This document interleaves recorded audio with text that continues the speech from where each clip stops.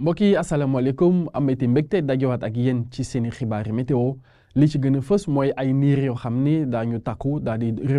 wër dëkk yi nga xam ne ñoo fare ci réew mi yëpp waaye nag ci dëkk bi nga xam moo di Kédougou ci dëkk yi nga xam ñoo fare ci bët saalum réew mi daal ci côté penku ñoo ngi fee xaarandi ay tuuti taw waaye taw yooyu nag ñu leen di fàttali ni mooy taw yi nga xam ne mooy am ci saison nawet bi bu passé ndax ay niir yu takku lañ fa nar a nemmeeku te niir yooyu nag moo nar a indi taw yooyu mbokk yi ñu xool suñu nataal image satellitale ak ngelaw li di alizé daal di ëpp bu baax peegu géej bi dëkk yi nga xam ñoo nekk si côté géej bi ak niir yi ngi leen daan wax léegi daañu feeñ bu baax rawatina nag ci dëkk mi nga xam moo di Kédougou waaye daanañ dem ba wër dëkk bi yëpp ci bët saalum Mauritanie ñu ngi fee wéy di amandi ay ngelaw yi nga xam mi ngi jógee foofu daal di indi tuuti tàngoor si dëkk yi nga xam ne ñoo fare ci penku réew mi mbokk yi ñu xool suñu température yi di ko dale guddi gi jàpp suba incha allah ci suba teel bi ñu ngi fi xaarandi 22 ak ñaar te muy température bi gën a néew bi ñu nar a nemmeeku incha allah guddi gi te ñu koy amee ci Linguère waaye 20 degré ak juróom-ñett muy température bi gën a kawe ci guddi gi ñu koy xaarandi ci Ndakaaru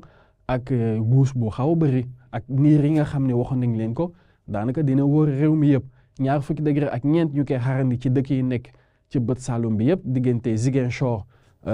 Sédhiou nag noonu jàpp Kolda ba ci Kédougou googu nag foofu la ñu nar a xaarandi ay niir yoo xam ne moo nar a gën a bëri mbokk yi 20 degré ak ñeent jàpp 20 degré ak juróom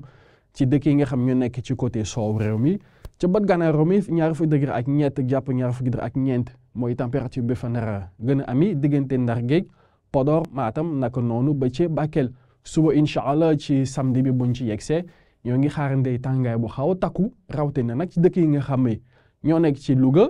Matam naka noonu ba ci Bakel ndax foofu ñu ngi fay xaarandi 20 degré te muy tàngaay gu tar mbokk yi 30 degré ak ñaar mooy tàngaay température bi gën a néew moom la ñu nar a amee diggante Ndakaaru Sédhiou naka noonu ba ci Kolda 30 degré ak ñeent ñu koy amandi ci Ziguinchor Mbour naka noonu ci Thiès 30 degré ak juróom-ñett ñu koy xaarandi ci Saint-Louis naka noonu 30 degré ak juróom-ñaar ci Podor ci diggi réew mi ñoo ngi xaarandi 30 degré ak juróom-ñeent jàpp 30 degré ak juróom-ñaar ci Tambacounda mbokk yi lii moo gënoon fës ci xibaar yi nga xam ne amoon nañ mbégte dégtal leen ko waaye ñu leen di fàttali rek taw wi nga xam ne mën nañ ko nemmeeku ci dëkk yi nga xam ne ñoo fare ci bët Saalum réew mi ci côté penku ci côté Kédougou mbokk yi lii moo gënoon fës ñu tàggatoo ak yéen ci fii waaye mën ngeen wéy di am ay xibaar ci nga xam ne moo di suñu ay xarala yu yees yi jërë ngeen jëf.